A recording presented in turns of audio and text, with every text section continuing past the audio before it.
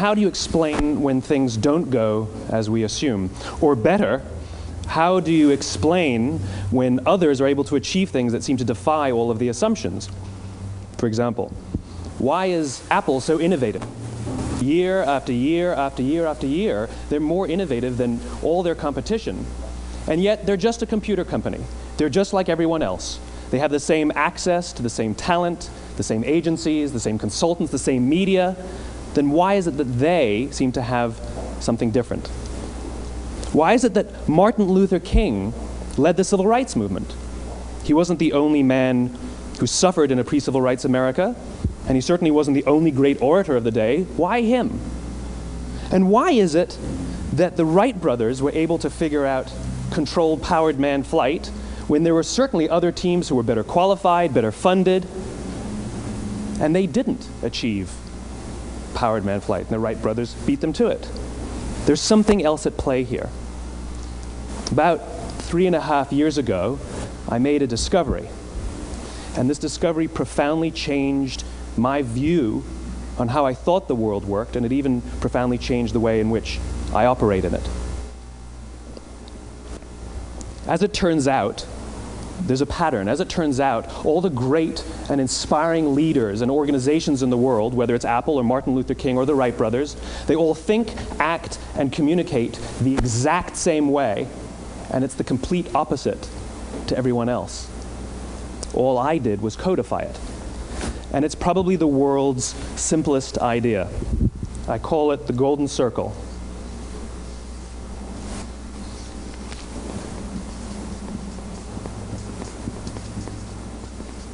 Why, how, what? This little idea explains why some organizations and some leaders are able to inspire where others aren't. Let me define the terms really quickly. Every single person, every single organization on the planet knows what they do, 100%. Some know how they do it, whether you call it your differentiating value proposition or your proprietary process or your USP. But very, very few people or organizations know why they do what they do. And by why, I don't mean to make a profit. That's a result. It's always a result. By why, I mean what's your purpose? What's your cause? What's your belief? Why does your organization exist? Why do you get out of bed in the morning? And why should anyone care? Well, as a result, the way we think, the way we act, the way we communicate is from the outside in. It's obvious. We go from the clearest thing to the fuzziest thing. But the inspired leaders and the inspired organizations, regardless of their size, regardless of their industry, all think, act, and communicate from the inside out. Let me give you an example. I use Apple because they're easy to understand and everybody gets it. If Apple were like everyone else, a marketing message from them might sound like this. We make great computers. They're beautifully designed, simple to use, and user-friendly. Want to buy one? Meh. And that's how most of us communicate. That's how most marketing is done, that's how most sales is done, and that's how most of us communicate interpersonally. We say what we do, we say how we're different or how we're better, and we expect some sort of behavior, a purchase, a vote, something like that. Here's our new law firm. We have the best lawyers with the biggest clients. We have, we always perform for our clients, do business with us. Here's our new car. It gets great gas mileage. It has, leather seats. Buy our car. But it's uninspiring. Here's how Apple actually communicates. Everything we do, we believe in challenging the status quo. We believe in thinking differently. The way we challenge the status quo is by making our products beautifully designed, simple to use, and user-friendly. We just happen to make great computers. Want to buy one? Totally different, right? You're ready to buy a computer from me.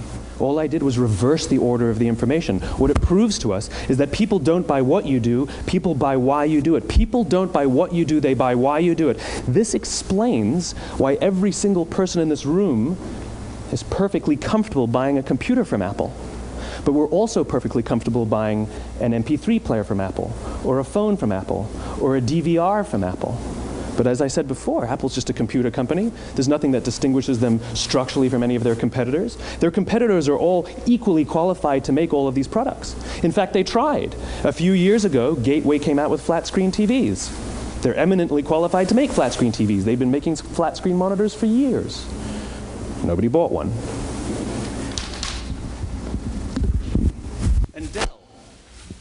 Dell came out with MP3 players and PDAs. And they make great quality products, and they can make perfectly well-designed products, and nobody bought one. In fact, talking about it now, we can't even imagine buying an MP3 player from Dell. Why would you buy an MP3 player from a computer company? But we do it every day. People don't buy what you do, they buy why you do it. The goal is not to do business with everybody who needs what you have. The goal is to do business with people who believe what you believe. Here's the best part. None of what I'm telling you is my opinion. It's all grounded in the tenets of biology, not psychology, biology. If you look at a cross-section of the human brain, looking from the top down, what you see is the human brain is actually broken into 3 major components that correlate perfectly with the golden circle. Our newest brain, our Homo sapien brain, our neocortex, corresponds with the what level. The neocortex is responsible for all of our rational and analytical thought and language.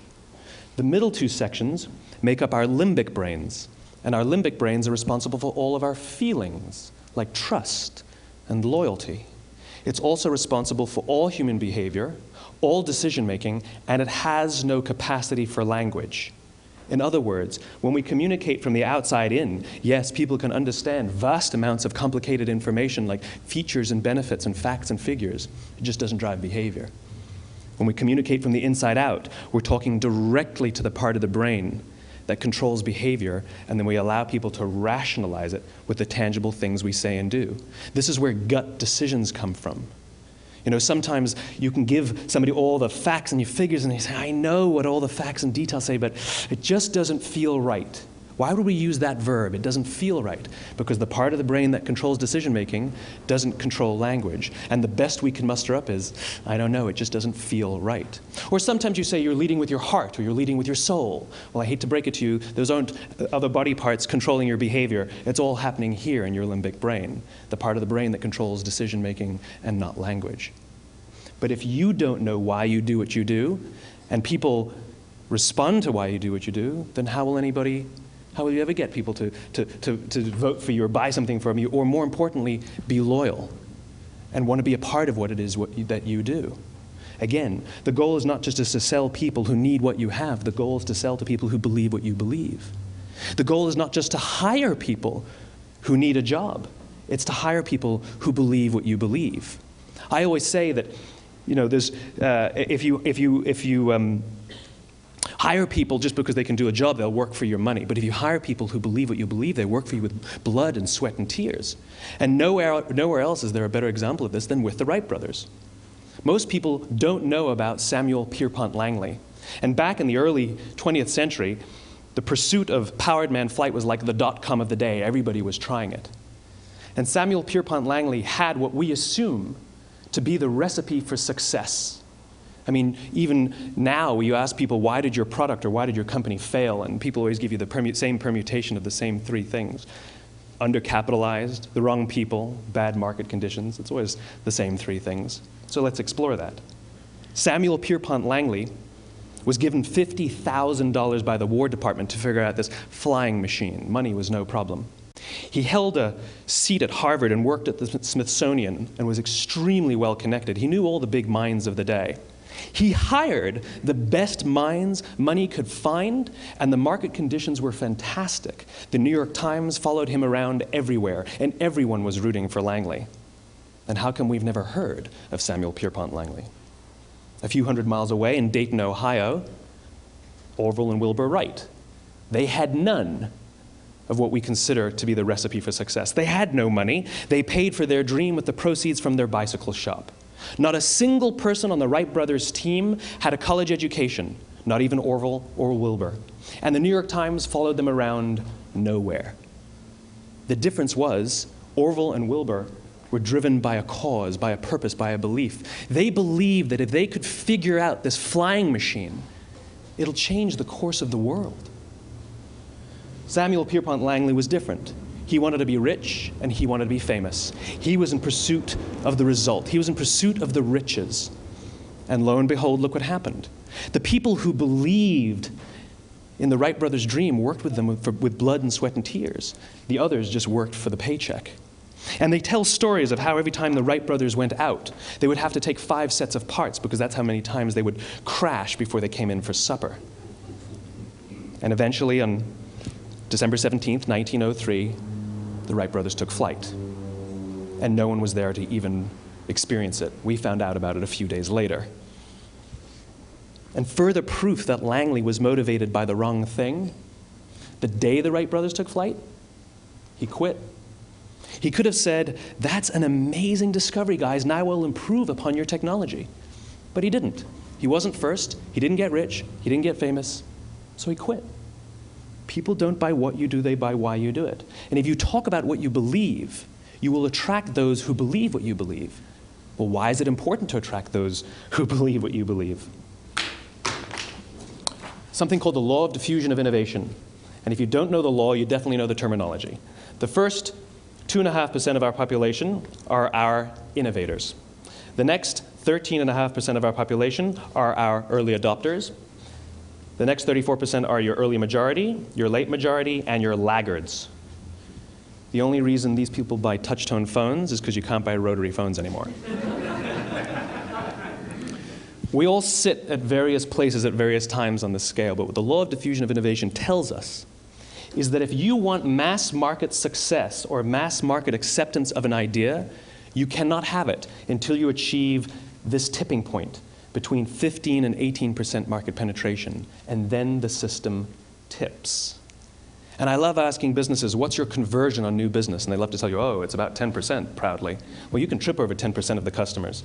We all have about 10% who just get it. That's how we describe them, right? That's like that gut feeling, oh, they just get it. The problem is, how do you find the ones that just get it before you're doing business with them versus the ones who don't get it?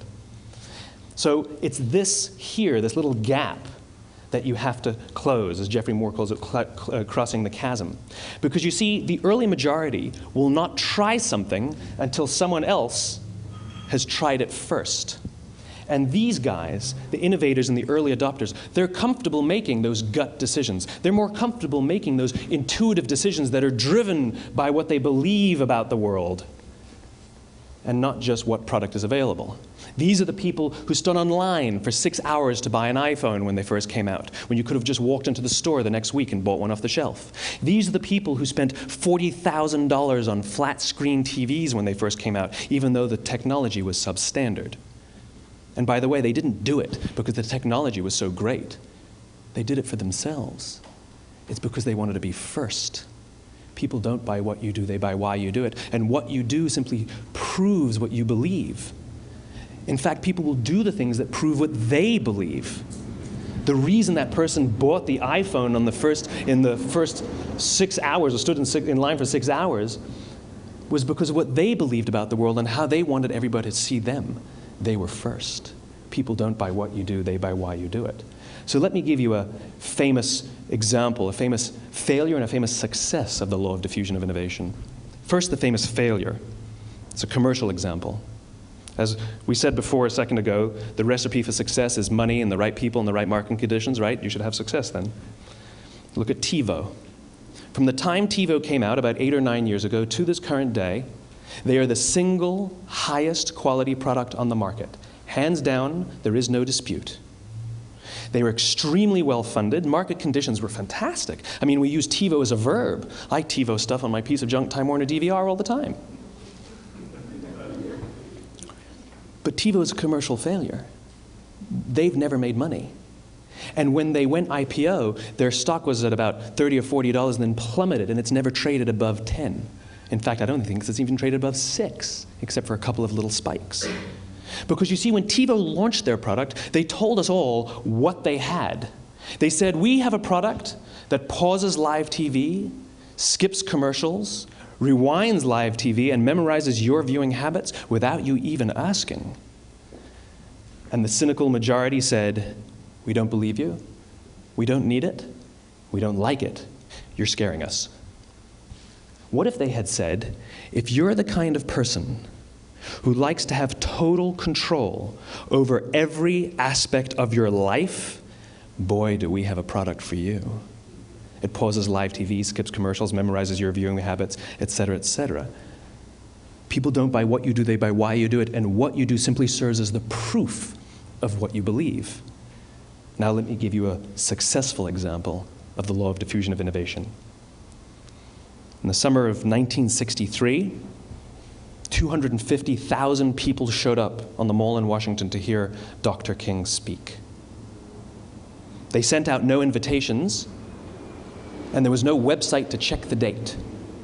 How do you do that?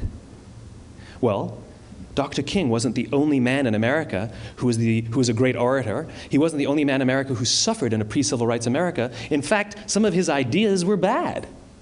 But he had a gift. He didn't go around telling people what needed to change in America. He went around and told people what he believed. I believe, I believe, I believe, he told people. And people who believed what he believed took his cause and they made it their own, and they told people. And some of those people created structures to get the word out to even more people. And lo and behold, 250,000 people showed up on the right day, on the right time to hear him speak. How many of them showed up for him? 0.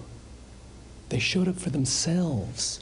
It's what they believed about America that got them to travel on a bus for 8 hours to stand in the sun in Washington in the middle of August. It's what they believed, and it wasn't about black versus white. 25% of the audience was white. Dr. King believed that there are 2 types of laws in this world, those that are made by a higher authority and those that are made by man. And not until all the laws that are made by man are consistent with the laws that are made by the higher authority will we live in a just world. It just so happens that the civil rights movement was the perfect thing to help him bring his cause to life. We followed him not for him, but for ourselves. And by the way, he gave the I have a dream speech, not the I have a plan speech. Listen to politicians now with their comprehensive 12-point plans. They're not inspiring anybody. Because there are leaders and there are those who lead. Leaders hold a position of power or authority, but those who lead inspire us. Whether they're individuals or organizations, we follow those who lead, not because we have to, but because we want to. We follow those who lead, not for them, but for ourselves. And it's those who start with why that have the ability to inspire those around them or find others who inspire them. Thank you very much.